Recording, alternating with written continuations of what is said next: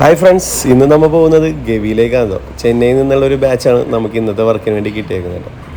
തലേദിവസം രാത്രി വർക്ക് കയറിയതുകൊണ്ട് ആദ്യം തന്നെ നേരെ ഹോം സ്റ്റേയിൽ പോയി അവിടുത്തെ വെള്ളച്ചാട്ടത്തിൽ കുളിച്ച് എന്നിട്ട് നേരെ ചായക്കടയിൽ പോയി ചായയും കുടിച്ച് അവിടെ നിന്ന് നേരെ കൊട്ടവഞ്ചി സവാരി അറ്റൻഡ് ചെയ്യാനാണ് കേട്ടോ പോയത്.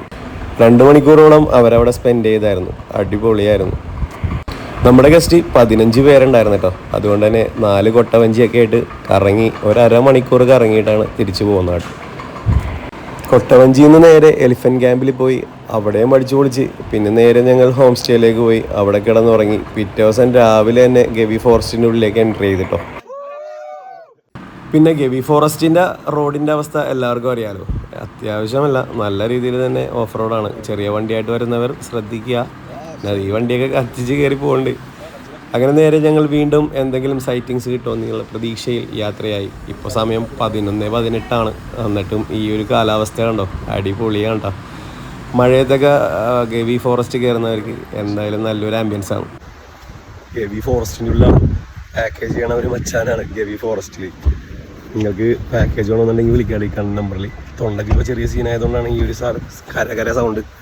ഒന്നും തോന്നരുത്. 3-4 ദിവസമായിട്ട് ഗവി ട്രിപ്പിൻ്റെ ഭാഗമായിട്ട് കറങ്ങി നടക്കുന്നത് കൊണ്ട് തന്നെ എൻ്റെ തൊണ്ടയുടെ കാര്യത്തിൽ തീരുമാനമായി. നമ്മുടെ കൂടെ തന്നെ കുറേ പേരെ ബാച്ചും ഉണ്ടായിരുന്നു കേട്ടോ. തമിഴ്നാട്ടിൽ നിന്നുള്ള ടീം തന്നെയായിരുന്നു അതും. കൊച്ചി ഹോളിഡേസ് ആൻഡ് ട്രാവൽസിന്റെ ഗവി പാക്കേജിന്റെ ഭാഗമായിട്ട് വന്നിരിക്കണം. ഇപ്പോൾ നിൽക്കുന്നത് ഗവി ഫോറസ്റ്റിലാണ്ടാവും. സോ എങ്ങനെയുണ്ടായിരുന്നു ട്രിപ്പ്? Guys from Chennai. തമിഴിൽ സ്പെല്ലിംഗോ? അതെ, നിങ്ങൾ ചെന്നൈ.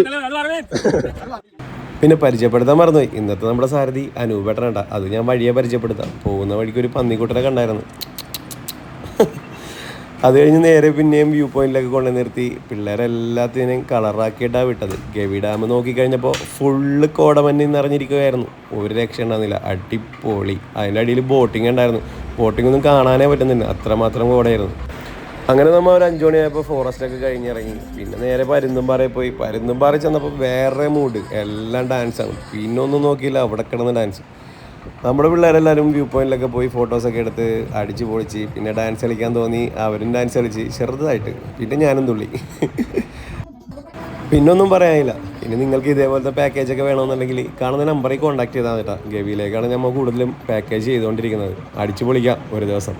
ഈ കാണുന്ന നമ്പറിൽ കോൺടാക്ട് ചെയ്താൽ മതി. ബാക്കി ഡീറ്റെയിൽസ് ഞാൻ പറഞ്ഞുതരാം. അപ്പോൾ വച്ചാൽ ബൈ ബൈ.